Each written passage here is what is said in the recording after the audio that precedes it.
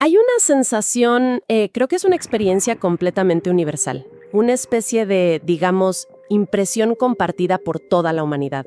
Esta idea de que el tiempo siempre va un paso adelante, corriendo, como persiguiéndonos. Sí, una carrera constante. Exacto. Y a eso sumémosle esa confusión tan cotidiana, ese momento en el que uno tiene que detenerse, mirar al techo o incluso usar el viejo truco de contar con los nudillos de las manos para recordar cuántos días tiene el mes en el que estamos. Claro, es un pequeño desgaste mental. Un esfuerzo que damos por sentado todos los meses sin excepción. Totalmente. Y precisamente por eso, para esta inmersión a fondo, la misión es sumergirse en un conjunto de textos verdaderamente fascinantes. Textos que proponen una idea bastante radical. Afirman que nuestra percepción del tiempo está rota por diseño, pero que existe una solución. Y el material que vamos a desempacar hoy es, de verdad, para volar la cabeza. Por un lado, tenemos un manifiesto. Ajá, publicado en 2026. Así es, por un autor bajo el seudónimo G. Geyer. Se titula Calendario Tempus Nuo. Es una obra rebelde, muy provocadora, que básicamente desafía la cronología oficial que rige al mundo entero. Y por otro lado tenemos el segundo documento. Sí, uno mucho más sobrio. Se llama simplemente Desarrollo. Es un informe técnico y científico, bastante exhaustivo, la verdad, que toma este nuevo calendario propuesto y lo somete a una auditoría despiadada. Desde la matemática, la biología, la historia y hasta la programación informática. El objetivo de este análisis es entender por qué el calendario actual es tan caótico, explorar algunas teorías históricas bastante sorprendentes sobre siglos que supuestamente fueron inventados y finalmente, descubrir cómo este nuevo sistema propone una especie de hackeo del tiempo. Y lo mejor, sin tener que luchar contra las grandes instituciones mundiales. Bien, vamos a desglosar esto, porque las rarezas del calendario gregoriano son algo que nuestra sociedad simplemente acepta sin chistar. Es como si estuviéramos ciegos ante el propio desorden en el que vivimos todos los días. O sea, si se analiza fríamente, es un sistema absurdo. Hay meses de 28, 29, 30 o 31 días. No hay un patrón lógico real. Y la etimología es una broma pesada que repetimos todos los años. Cierto, la palabra septiembre claramente viene de 7, pero es el 9º mes. Octubre viene de 8, pero es el 10º. Noviembre de 9, y es el 11. Es un desorden cotidiano que está completamente institucionalizado. Ese desorden tiene raíces históricas muy precisas. Y es clave entender que el calendario gregoriano no es una ley inmutable de la física. Es un simple decreto. Exactamente. Y para dar un poco de contexto histórico de cómo llegamos a este caos, hay que viajar al 4 de octubre de 1582. Esa es la fecha del famoso salto, ¿verdad? Así es. Imaginemos la escena. Esa noche, gran parte de la población en Italia, España, Portugal y otros territorios se fue a dormir bajo el cielo estrellado, pensando que al día siguiente seguirían con sus vidas normales. Ajá. Pero al despertar a la mañana siguiente, la fecha oficial ya no era el 5 de octubre. Amanecieron el 15 de octubre. ¡Qué locura! Literalmente 10 días enteros se evaporaron de la historia humana de la noche a la mañana. Por orden directa del Papa Gregorio XIII, 10 días borrados por decreto. La justificación oficial de la época fue corregir un desfase astronómico que se había ido acumulando por el uso del antiguo calendario juliano. Se supone que la primavera se estaba desfasando y afectaba la fecha de la Pascua. Claro. Pero el autor del manifiesto que estamos analizando hoy argumenta que esta reforma, más que arreglar las cosas, sembró un caos muchísimo más profundo. Y es que el manifiesto de Jaeger va muchísimo más allá de esos 10 días evaporados. Aquí es donde la cosa se pone digna de una novela de misterio. El texto introduce los hallazgos de un investigador llamado Anatoly Fomenko. Este investigador sugiere que la cronología oficial que estudiamos en las escuelas está llena de duplicaciones y huecos gigantescos. La famosa teoría del tiempo fantasma. Esa misma. Según los textos que estamos revisando, existe una teoría sobre inscripciones antiguas en lápidas, monumentos y libros medievales. Se dice que estas fechas originalmente llevaban una letra I mayúscula antes del año. Sí. Por ejemplo, se escribía la letra I seguida de un guión y el número 582. En el contexto de aquella época, esa letra I representaba a Isus o Isa, indicando el año de Jesús 582. Y aquí viene el giro monumental del manifiesto. Claro, porque el autor afirma que en algún momento de la historia, esa letra I fue reemplazada deliberadamente por el número 1. O sea, un simple cambio tipográfico habría convertido el año 582 en el año 1582. Espera, ¿está diciendo el texto que un cambio de una letra a un número duplicó la historia humana de un plumazo? Es una afirmación colosal. Y aquí es fundamental hacer una pausa y aclarar algo de suma importancia para quienes nos escuchan. En este análisis, bajo ninguna circunstancia estamos tomando partido ni validando estas posturas religiosas, históricas o políticas. Absolutamente. Nuestro papel aquí es estrictamente reportar las afirmaciones plasmadas en las fuentes que estamos evaluando. Es vital mantener esa imparcialidad. Solo estamos poniendo sobre la mesa lo que dice el documento. Y lo que sugiere el autor es que esta alteración tipográfica no fue un simple error de un monje distraído copiando un libro. Lo presenta como una maniobra monumental y calculada por parte de ciertos arquitectos del tiempo para insertar literalmente 1000 años fantasma en la historia humana. ¿1000 años inventados? A la cronología era alterar la narrativa global. Al crear un pasado artificialmente largo, se podría dividir a las poblaciones, borrar linajes antiguos y mantener un control estricto sobre la memoria y las masas. Es un concepto de control narrativo alucinante. Y este tema del control, de cómo nos programan para percibir el mundo, nos lleva directamente a la segunda parte del documento y a una de las fobias culturales más extendidas y curiosas de nuestra sociedad: el miedo irracional al número 13. La triskaidecafobia. Exacto. Pensemos en el pánico colectivo que se arma cada vez que el calendario marca un viernes 13, o en cómo innumerables rascacielos en todo el mundo omiten por completo el piso 13, del 12 saltan al 14. O los aviones y hoteles. Totalmente. Aerolíneas y cadenas de hoteles eliminan ese número en sus filas de asientos y habitaciones. El manifiesto de Jaeger plantea una pregunta muy válida y central para todo este asunto. ¿Por qué la humanidad demonizó tanto un simple número natural? Si conectamos esto con el panorama general, la demonización del 13 resulta altamente sospechosa cuando miramos hacia la naturaleza. Si observamos el mundo natural sin prejuicios, el 13 es en todas partes de manera armónica. Por ejemplo, un año trópico, que es el tiempo que tarda la Tierra en dar una vuelta completa al Sol, contiene en su interior aproximadamente 13 ciclos lunares completos. No 12, 13. Así es. Además, si miramos el cielo nocturno, la ruta que sigue el Sol a través de las estrellas a lo largo del año cruza por 13 constelaciones. Existe la constelación de Ofiuco, que es literalmente la constelación número 13 del zodiaco, perfectamente visible y documentada en el firmamento. Pero nadie habla de Ofiuco. Porque desde la época helenística, este 13º signo fue deliberadamente ignorado o barrido bajo la alfombra para poder mantener un sistema astrológico y civil artificial basado en 12 signos. Simplemente porque el 12 es un número matemáticamente más manejable para dividir en fracciones. Es como si hubieran forzado la realidad para que encajara en una caja de 12 espacios. Y el texto de Jaeger lanza una hipótesis todavía más provocadora sobre esta aversión al número 13, llevándolo al terreno de los mitos fundacionales y la religión. El autor retoma la famosa escena de la Última Cena, donde, según los relatos, había 13 presencias en la mesa. Exacto. La tradición popular y la narrativa eclesiástica siempre han señalado a Judas como el 13º en llegar a la mesa, asociando para siempre al número 13 con la traición, la tragedia y la mala suerte. Pero el documento plantea un giro interpretativo fascinante. ¿Qué tal si en realidad el número 13 en esa mesa no representaba a Judas y la traición?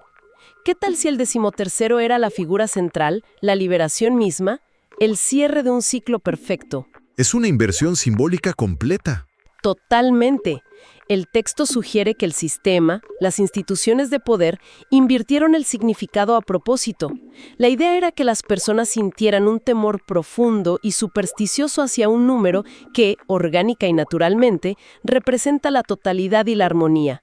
Al tenerle miedo al 13, nos alejamos de un sistema natural. Y esa reivindicación radical del número 13 es, de hecho, la base matemática fundacional sobre la que se construye el calendario Tempus Nuevo. Cuando le quitamos el miedo al número 13 y lo analizamos desde la matemática pura, La lógica subyacente es de una simetría impecable, que casi da envidia. Es que los números cuadran maravillosamente. Demasiado bien. Si tomamos 13 meses y multiplicamos cada mes por 28 días exactos, Que son 4 semanas perfectas. exacto, el resultado nos da 364 días.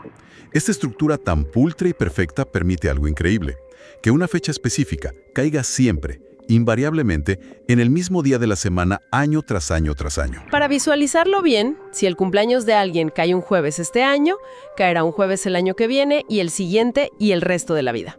Si un mes comienza un lunes, todos y cada uno de los 13 meses comenzarán un lunes. Es una cuadrícula temporal absolutamente limpia. Elimina por completo esa necesidad constante de memorizar variaciones caprichosas o de revisar el calendario de reojo para saber en qué día vivimos.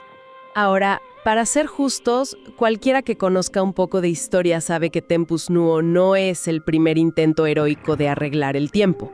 A lo largo de los siglos ha habido un verdadero cementerio de calendarios fallidos que quisieron destronar al gregoriano. Y muchos de ellos con muchísimo poder detrás. Sí, pensemos en el calendario revolucionario francés. En plena revolución intentaron racionalizar el tiempo, crear semanas de 10 días, pero se ahogó en su propio anticlericalismo extremo y apenas duró unos 12 años antes de que Napoleón lo cancelara. Luego tuvimos el calendario soviético a principios del siglo XX.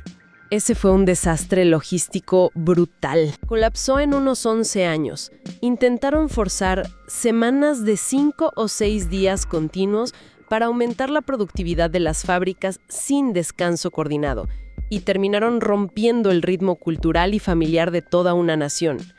Y más recientemente, no olvidemos el calendario fijo internacional. Cierto.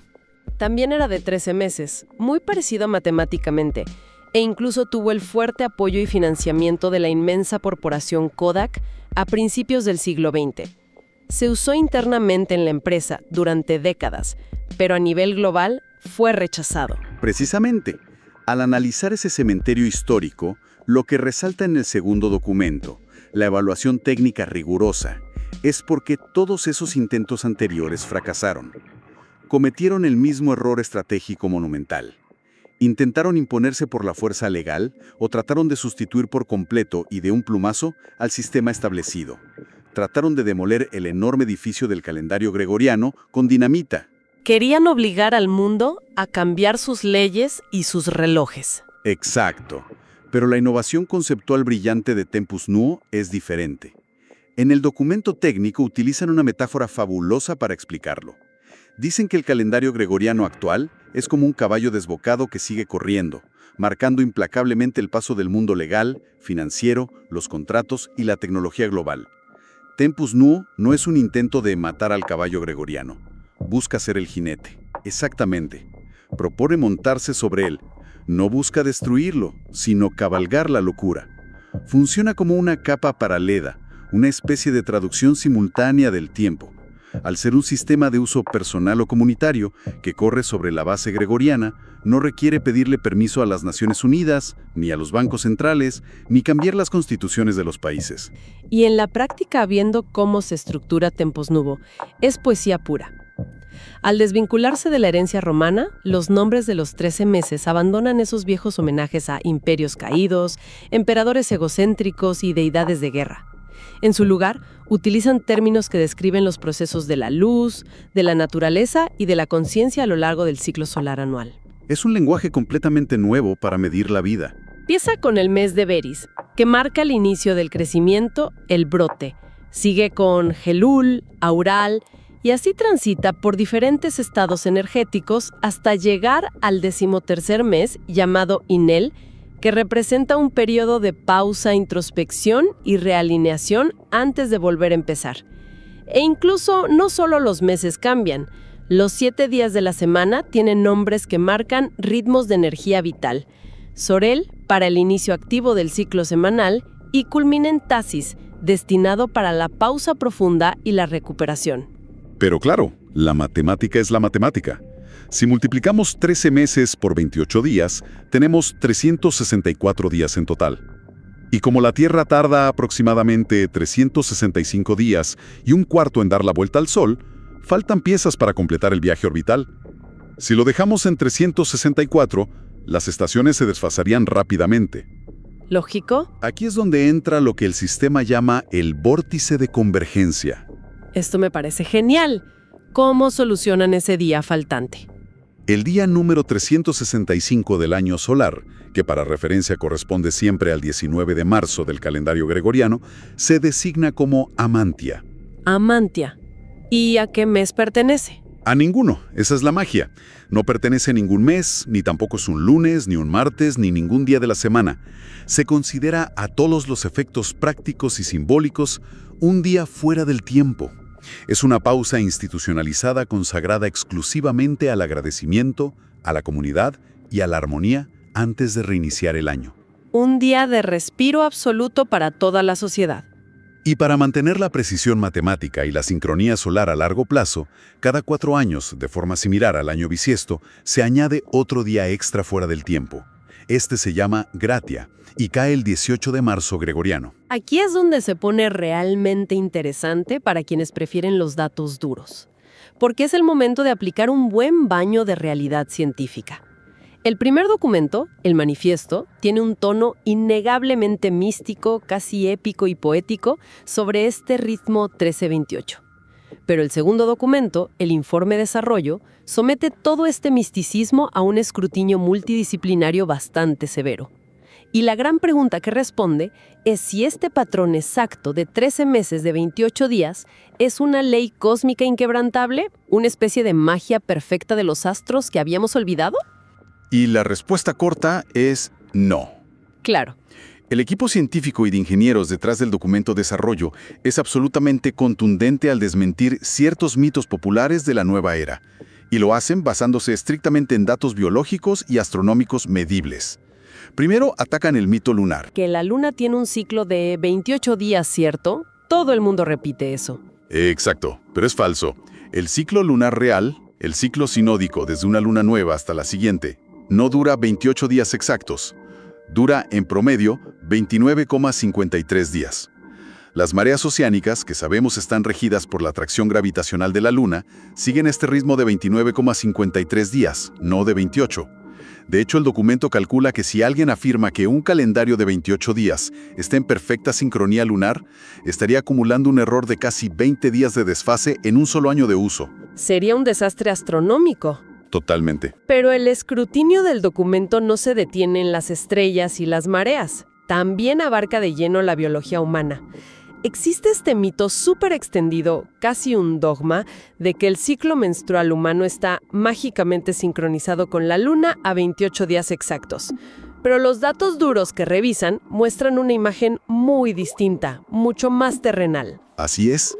Los investigadores citan estudios masivos y contemporáneos, incluyendo análisis de Big Data de aplicaciones globales de seguimiento de salud reproductiva, como la app CLU, que aportó datos de más de 600,000 ciclos menstruales registrados alrededor del mundo. Eso es una muestra estadística gigante. Y los resultados son claros. Sitúan la media real del ciclo humano en torno a los 29,1 días, y con muchísima variabilidad individual entre una persona y otra. Además, concluyen que no existe ninguna evidencia científica sólida que demuestre una sincronía mágica, gravitacional o luminosa con las fases lunares. Por lo tanto, el sistema de 13 meses y 28 días no es un reloj astronómico de precisión perfecta, ni un espejo inmaculado de la biología reproductiva. Es en realidad una aproximación simbólica. Aunque el texto sí reconoce que hay ciertos guiños orgánicos a estos números, ¿verdad? Sí, por supuesto. Hay elementos biológicos fascinantes donde sí aparecen estos números exactos de manera curiosa. Por ejemplo, documentan cómo las cigarras periódicas del género Magicicada, en Norteamérica, utilizan ciclos de vida exactos de 13 años bajo tierra. Ah, para evadir a los depredadores. Matemáticamente sí. Evaden los ciclos de reproducción de sus depredadores. O el hecho de que la epidermis humana, nuestra piel, tiene un ciclo de renovación celular muy cercano a los 28 días. Pero el documento concluye que, en su núcleo técnico y funcional, Tempus Nuevo es fundamentalmente un calendario solar de diseño puramente simétrico, no un instrumento lunar mágico. Y me encanta cómo el documento técnico no se queda solo en desmentir mitos, sino que asegura la supervivencia real del calendario en el mundo moderno, saldando lo que los programadores llaman deudas técnicas. Para que un calendario sea verdaderamente funcional y no se convierta en una simple utopía curiosa impresa en un póster, necesita precisión a prueba de balas a largo plazo. Necesita sostenerse durante siglos. Exactamente. Y para lograr esa resistencia, el análisis técnico adopta inteligentemente una pieza del sistema anterior, la regla centenal del gregoriano. Explícanos un poco cómo funciona eso para no perdernos en la técnica. Es simple. Aunque añadamos un año bisiesto cada 4 años, el año solar no dura exactamente 365,25 días, sino un poquitito menos. Si solo agregamos un día cada 4 años eternamente, el calendario empezaría a adelantarse lentamente, acumulando unos 3 días de error cada 400 años. Claro. Para evitar ese desfase estacional que terminaría arruinando las cosechas en el futuro, el día extra gratia simplemente no se añade en los años que cierran un siglo, a menos que ese año sea divisible por 400. Es una pequeña corrección matemática que mantiene todo anclado. Es decir, adoptan lo que sí funciona del sistema actual. Y no solo eso. Mencionan que el equipo científico desarrolló un algoritmo de conversión bidireccional programado íntegramente en lenguaje Python. Eso es un salto evolutivo gigantesco para cualquier calendario alternativo. Totalmente. Esto significa que Tempus Nuo no está relegado al papel. Puede ser integrado instantáneamente en el mundo digital de hoy. Imaginen tenerlo en aplicaciones móviles, en agendas electrónicas, funcionando como un software silencioso, que corre perfectamente en paralelo, traduciendo fechas en milisegundos sin romper las bases de datos gregorianas de los bancos o los gobiernos. Lo cual nos lleva a lo que, a mi juicio, es el verdadero superpoder de este sistema. Dejando completamente de lado la mística de los manifiestos, la astrología o la astronomía de precisión, la psicología cognitiva y la neurociencia aportan el argumento más aplastante a favor de Tempus Nuo. La carga mental. Exactamente. Un calendario fijo y constante de 28 días reduce masivamente la carga cognitiva diaria. Hay que detenernos a pensar en esto, porque en el sistema actual, la cantidad de energía cerebral que gastamos sin darnos cuenta es absurda. Constantemente estamos calculando fracciones de semanas, tratando de recordar si el 14 del próximo mes, cuando hay que pagar el alquiler, cae en martes o miércoles.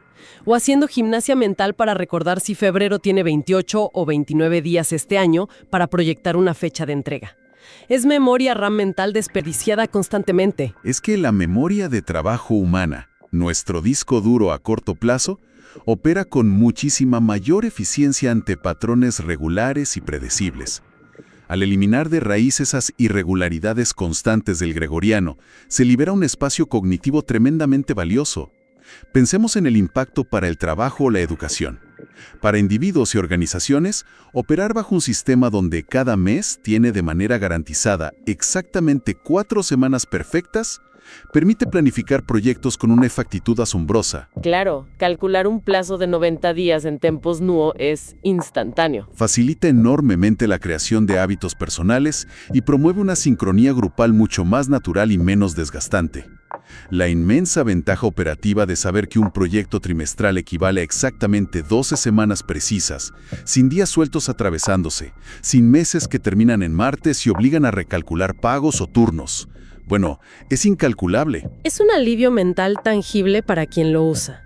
Ya no se trata de tener que hacer matemáticas cada vez que se mira la agenda, sino de fluir con una cuadrícula predecible, simétrica y segura que trabaja a tu favor, no en tu contra.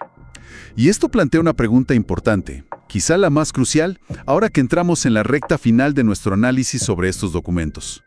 ¿Por qué todo esto importa realmente hoy en día para quienes nos escuchan? Al final del camino, después de analizar la historia y la ciencia, la relevancia de aplicar un sistema como Tempus Nuevo no reside en creer ciegamente en la influencia mágica de las constelaciones antiguas. Tampoco requiere comulgar con teorías conspirativas sobre milenios fantasma inventados por papas medievales. No se trata de volvernos ermitaños, ni de luchar contra los molinos de viento del sistema financiero. Para nada.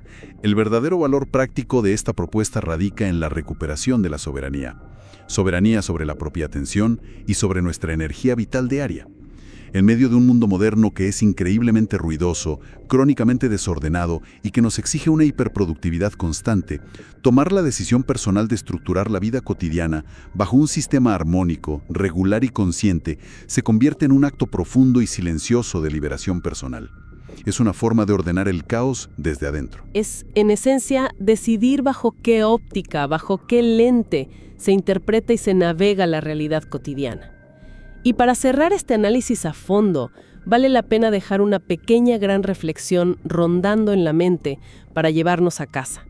Si el calendario gregoriano, esa inmensa y rígida cuadrícula sobre la cual hemos construido toda la economía moderna, los contratos, los plazos legales, nuestros cumpleaños y hasta la percepción de la historia misma, resulta ser en el fondo nada más que un simple software antiguo, Un código heredado. un software cargado de parches históricos, intereses políticos del pasado y viejas motivaciones de poder monárquico y religioso. Si eso es así, ¿qué otros muros invisibles de la rutina diaria estamos dando por sentados en este momento, asumiendo que son leyes inmutables de la naturaleza?